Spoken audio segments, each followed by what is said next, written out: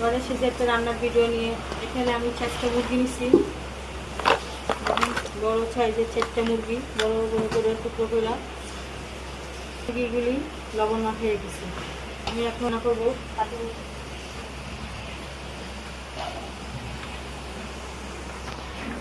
তেল দিয়ে দিলাম, পেঁয়াজ দিয়ে দিলাম 1 পর বেশি। মুরগিটি দিয়ে দেবো,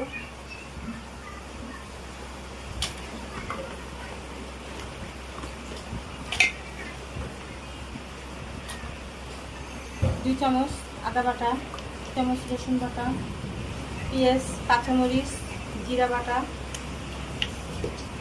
টক দই পরিমাণ মতন, টমেটো সস দিয়ে দিলাম, সয়া সস দিচ্ছি পরিমাণ মতন, মরিচ দিলাম 3 চামচ, এখানে 3 চামচ মরিচ দিচ্ছি। মরিচ একটু ঝাল ঝাল হবে মাংসটা। ধনিয়া দিলাম 2 চামচ, জিরার গুঁড়ি, এর জন্য একটু চিনি, 2 চামচ হলুদ। সেটা আমি মাখাই নিব, হাতে মাখাই নিব, আজকে হাতে রান্না করব। মাখায়া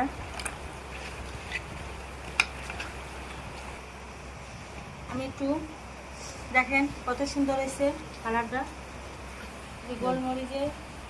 গোলমরিচের ফাঁকি দিয়ে দেবো, একটু লং, সাদা গোলমরিচ দিয়ে দেবো, তেজপাতা, 4টা তেজপাতা দিয়ে দিলাম। আমি এখন চুলার বসা নিব না, চুলার বসা দিছি। এখন এটা রেখে দেবো আধা ঘন্টার জন্য। তার ভিতরে একটু নাড়াই দিব। সব কিছু তো দেখানো যায় না ভিডিওর ভিতরে, আপনারা বুঝেই করবেন। গরম মশলা, এখানে আমি এই মশলাটা আমি বাড়ি বানাই নিচ্ছি। গরম মশলা, এলাচ, লং দিয়ে আমি সব মশলা বাড়ি বানাই নিচ্ছি মেশিনে। আমি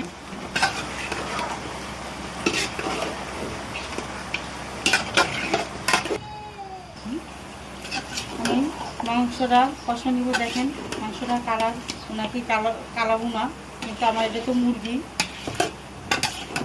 আমি একটু পানি দিয়ে দেবো, আমি একটু পানি দিব না,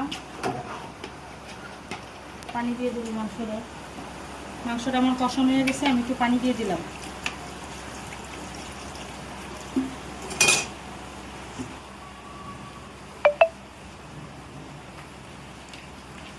দিব